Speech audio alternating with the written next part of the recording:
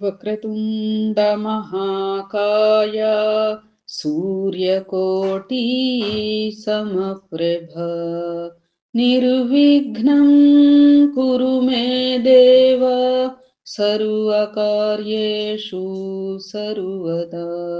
గురుబ్రహ్మా గురుర్విష్ణుః గురుర్దేవో మహేశ్వరః గురుః సాక్షాత్ పరబ్రహ్మ తస్మై శ్రీ గురవే నమః.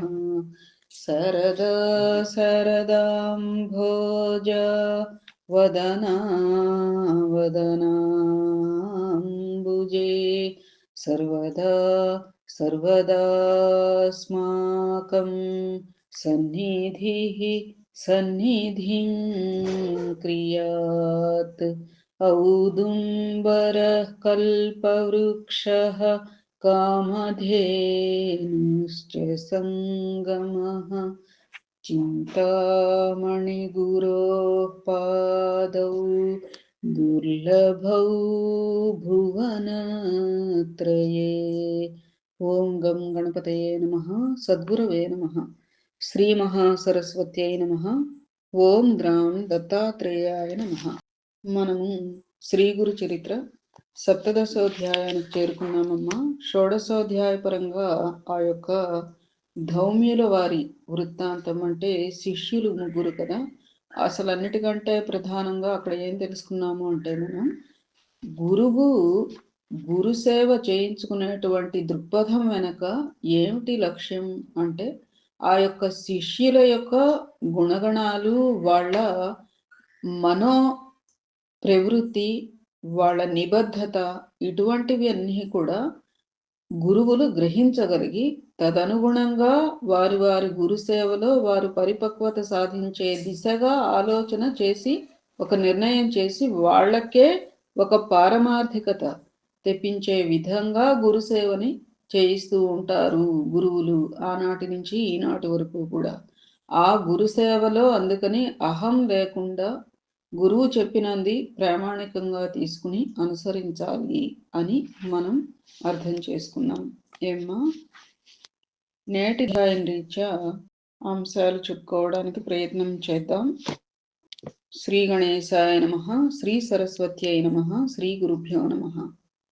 ప్రస్తావన: ఈ 17, 18, 19 అధ్యాయాలలో నృసింహ సరస్వతి స్వామి వారి యొక్క అవతార లీలలకు ముఖ్య రంగస్థలమైన అమరపురం అంటే నరసోబావాడి క్షేత్ర మహాత్మ్యాన్ని, అక్కడ శ్రీగురుడు చేసిన లీలలను వర్ణిస్తుంది. ఆయన ఒక మూర్ఖ బ్రాహ్మణుని తలపై తమ చేయి పెట్టి సకల విద్యాపారంగతుడిగా చేశారు. ఇలాంటి లీల శ్రీ స్వామి సమర్థుల జీవిత చరిత్రలోనూ చూడవచ్చు. పేద బ్రాహ్మణ దంపతులకు భుక్తి ముక్తులను ప్రసాదించాడు. ఇలాంటి లీలలు కూడా శ్రీ స్వామి సమర్థ శ్రీ షిరిడి సాయిబాబా జీవిత చరిత్రల్లో చూడవచ్చు. గంగానుజుడనే భక్తుడి చేత క్షణకాలంలో త్రిస్థలి, కాశీ, ప్రయాగ, గయా క్షేత్రాల యాత్ర చేయించాడు. ఇలాంటి లీల శ్రీ తాజుద్దీన్ బాబా జీవిత చరిత్రలో చూడవచ్చు. శ్రీ దత్తాత్రేయ స్వామి నేటికి ఎలాంటి సద్గురు రూపాలలో మానవులను ఉద్ధరిస్తున్నారో వీరి చరిత్రల్లో చూడవచ్చు. అది గుర్తుంచుకుని మనం ఈ పారాయణ చేయాలి. శ్రద్ధాయుతమైన ఈ అధ్యాయం పారాయణ ఆయా క్షేత్ర దర్శనంతో సమానం అని. దేవి తనను ఆశ్రయించిన విద్యాహీనుడితో శ్రీ గురువును ఆశ్రయించమని చెప్పిన లీల సప్తశృంగీదేవి కాకాజీ అనే భక్తుడితోనూ చిన్న కృష్ణ అనే భక్తునితో స్వప్నంలో శ్రీ మహావిష్ణువు సాయిబాబాను ఆశ్రయించమనడంతో సరిపోతుంది. అక్కడ సచరిత్రలో సప్తశృంగీదేవి అంశం తెలుసు కదా అమ్మ. అట్లా తర్వాత దేవతల కంటే సద్గురువు అధికుడని ఈ లీలలకి అర్థం. శ్రీరామకృష్ణ పరమహంసతో కాళీమాత కూడా అద్వైతానుభూతిని పొందడానికి తోతాపురి అనే గురువును ఆశ్రయించమనటం గమనార్హం. ఇష్టదేవతోపాసన విక్షేప దోష నివృత్తి కోసమేనని ఆత్మజ్ఞానానికై శ్రోత్రియుడు బ్రహ్మనిష్ఠుడు అయిన గురువును ఆశ్రయించాలని ఉపనిషత్తులు చెప్పిన దానినే ఈ లీలలు బలపరుస్తాయి. ముముక్షువుకు సద్గురువును ఆశ్రయించడం అత్యావశ్యకమని ఈ అధ్యాయం తెలుపుతున్నది. మానవ మాతృడైన గురువును ఆశ్రయించిన వారిని కూడా ఆ రూపంలో అనుగ్రహించి తరింపజేయవలసినది సద్గురువేనని క్రిందటి అధ్యాయంలోని చివరి లీల తెలుపుతుంది. ధౌమ్యులు వారి వృత్తాంతం. శ్రీ సాయి తామే సకల సాధు స్వరూపినని భక్తులకు అనుభవం ఇచ్చిన లీలనెంతగానో ఇది పోలియున్నది. కనుకనే శ్రీగురుడు స్వయంగా పురాణోక్తమైన గురుసేవా వృత్తాంతాలను క్రిందటి అధ్యాయంలో చెప్పాడు. కథారంభం. దీనికి ఈ కథాంశానికి అనుగుణమైనటువంటి శ్లోకం ఏమిటి అంటే, విద్వత్సుతం అవిద్యం యాగతం లోకనిందితం చిన్న జిహ్వం బుధం చక్రే శ్రీదత్త శరణం మమ. సిద్ధముని ఇంకా ఇలా చెప్పారు, నాయన, మబ్బు వేసే ముందు చల్లని గాలి వీచినట్లు గురు కథ వినడంలో నీకు, అది వినిపించడం వలన నాకు ప్రీతి కలుగుతున్నది. శ్రీ గురుని భక్తుల పాలిట కామధేనువు కల్పవృక్షము అయిన శ్రీగురు చరిత్ర చెబుతాను విను. శ్రీగురుడు కృష్ణా తీరంలో భిల్లవటి వద్దనున్న మేడి చెట్టు వద్ద శాస్త్రోక్తముగా చాతుర్మాస్యం చేశారు. అది వినగానే నామధారకుడు నమస్కరించి, స్వామి, భగవంతుడైన శ్రీగురుడు తపస్సు అనుష్ఠానము ఎందుకు చేశారు? అందరికీ అన్నీ సమర్పించగల ఆయన భిక్ష చేసుకునడం ఎందుకు అని అడిగారు. సిద్ధయోగి, నాయన, భగవంతుడైన శివుడు త్రిమూర్తి స్వరూపుడైన దత్తాత్రేయుడు భిక్ష చేయలేదా? మహాత్ములు తీర్థయాత్ర చేయడం, తపస్సు చేయడం గాని, భిక్షమెత్తడం గాని భక్తులను ఉద్ధరించడానికి, సాధకులకు సన్మార్గం తెలియచెప్పడానికి మాత్రమే చేస్తారు. అలానే శ్రీగురుడు కూడా భిక్షావృత్తిని స్వీకరించారు. భక్తానుగ్రహార్థమే శ్రీగురుడు కాలగతిలో మరుగుపడిన ఉత్తమ తీర్థాలను ఎన్నింటినో తిరిగి ప్రకటం చేయడానికే తీర్థయాత్రలు చేశారు. కేవలం లౌకిక సుఖాలను మాత్రమే ఆశించే మూర్ఖులు, స్వార్థపరులు తమను ఆశ్రయించకుండా చూచుకోవడానికి ఆయన కొంతకాలం గుప్తంగా ఉన్నారు. కాని సూర్యుని తేజస్సు, కస్తూరి వాసన ఎలా దాగి ఉండలేవో అలాగే శ్రీగురుని మహిమ కూడా ఒకనాడు ఈ విధంగా వెల్లడయింది. కరవీరపురంలో వేదశాస్త్ర పురాణ పారంగతుడైన ఒక బ్రాహ్మణుడు ఉండేవాడు. అతడు కణ్వశాఖీయుడు. మహాపండితుడైన ఆయనకు ఒక కొడుకు పుట్టాడు. కాని అతని చిన్నతనంలోనే తల్లిదండ్రులు మరణించారు. అతను మందమతి కావడంతో చదువు ఏమాత్రమూ రాలేదు. మేనమామ గ్రామస్తులతో కలిసి అతనికి 7వ సంవత్సరంలో ఉపనయనం చేశాడు. కాని మతిమరుపు వలన అతను గాయత్రీ మంత్రానుష్ఠానం కూడా చేయలేకపోయేవాడు. ఉపనయనం చేసిన 1 సంవత్సరానికి మేనమామ కూడా మరణించడంతో అతడు అనాథుడై భిక్షకెళ్ళేవాడు. ఊళ్ళోని జనం అతనిని, ఒరే మందమతి, అంతటి మహాపండితుని పేరు చెడగొట్టిన నీవు ఎందులోనైనా దూకి చావరాదా? నీ జన్మ వ్యర్థం. విద్యావంతుడు వయస్సులో చిన్నవాడైనా అతనెక్కడికి వెళ్ళినా సోదరుని వలె విద్య అతని వెంట నుండి అతనికి కీర్తి, గౌరవం లభించేలా చేస్తుంది. అతని శరీరంలో సర్వదేవతలు నివసిస్తారు కనుక అతడు వయోవృద్ధులకు కూడా పూజనీయుడే. విద్య లేనివాడు వయస్సులో పెద్దవాడైనా అతనినెవరు ఆదరించరు. విద్య లేని నీవు పశువు కంటే హీనం అని హేళన చేసేవారు.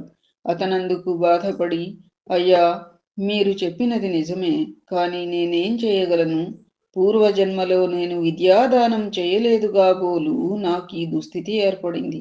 దయతో నాకు విద్య అలవడేందుకు ఉపాయం చెప్పండి అని ప్రాధేయపడేవాడు.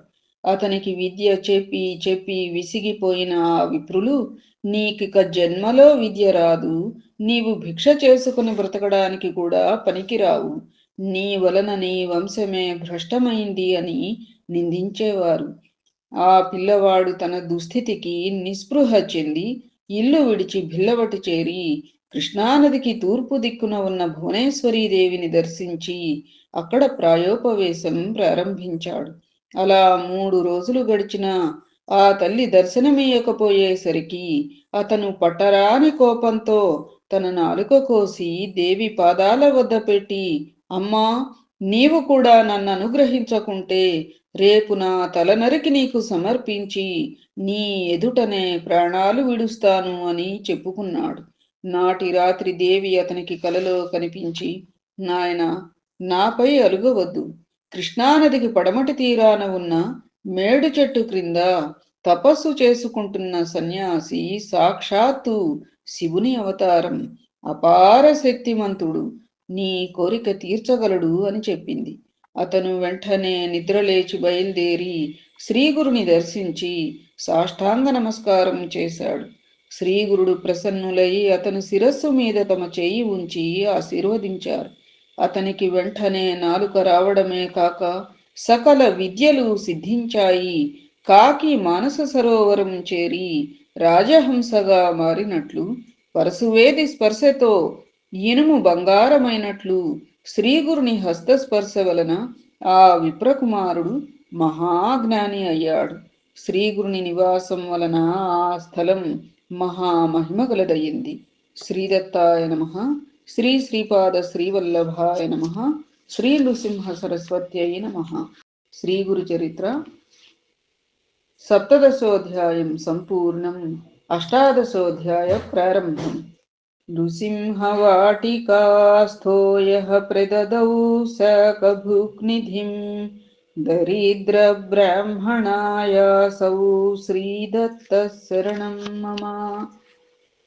నామధారకుడు, స్వామి, శ్రీగురుని లీలలు ఇంకా వినిపించవలసింది అని ప్రార్థించినాడు.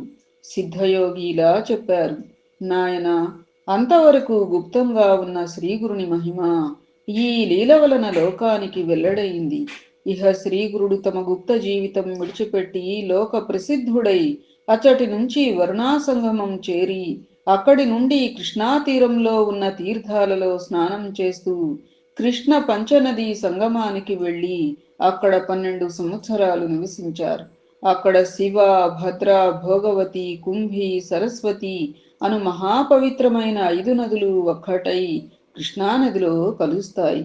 అందువలన దీని మహిమ పురాణాలలో కూడా మనోహర తీర్థమని ఎంతగానో కీర్తించబడింది. అక్కడ ఎన్నో తీర్థాలు ఉన్నాయి. అక్కడి నుండి తూర్పున అమరపురం అనే గ్రామంలో అమరేశ్వరుడు, ఆయన సన్నిధిలో 64 మంది యోగినులు నివసిస్తున్నారు. అచ్చటి అమరేశ్వర లింగం సాక్షాత్తు కాశీ విశ్వేశ్వరుడే. అక్కడ వేణీ నదితో కలిసిన కృష్ణ దక్షిణ దిక్కుగా ప్రవహిస్తూ ఉన్నది. అక్కడకు ఉత్తర దిక్కున శుక్లతీర్థం, ఔదుంబర వృక్షము దగ్గర పాపనాశ తీర్థం, కామ్యతీర్థం, వరద తీర్థం ఉన్నాయి. సంగమంలో శక్తి తీర్థం, చామర తీర్థం, కోటి తీర్థం ఉన్నాయి. అవన్నీ అపారమైన మహిమగలవే. అచ్చటి కృష్ణ పంచగంగలో స్నానం చేస్తే సర్వ కార్యాలు నెరవేరుతాయి. అది ఒక గొప్ప తీర్థక్షేత్రం. దాని దర్శనం చేతనే అభీష్టాలు నెరవేరుతాయి. అచ్చటి మేడి చెట్టు సాక్షాత్తు కల్పవృక్షం. ఆ క్షేత్ర మహిమను వెల్లడి చేయడానికి శ్రీగురుడు అక్కడ అంతకాలం నివసించారు.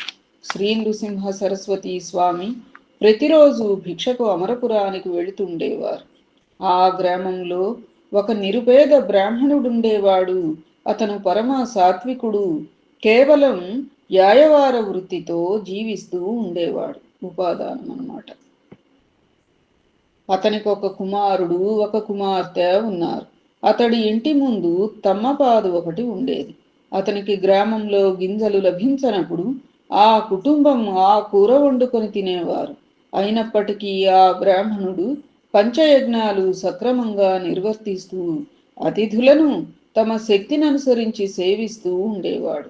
ఒకరోజు శ్రీగురుడు అతని ఇంటికి భిక్షకు వెళ్ళారు. ఆ బ్రాహ్మణుడు స్వామిని ఆహ్వానించి పూజించాడు. ఆ రోజు ధాన్యం లభించకపోవటం వలన వారు తమ ఇంటి ముందున్న తమ్మకాయలు కోసి వండి స్వామికి దానినే సమర్పించారు.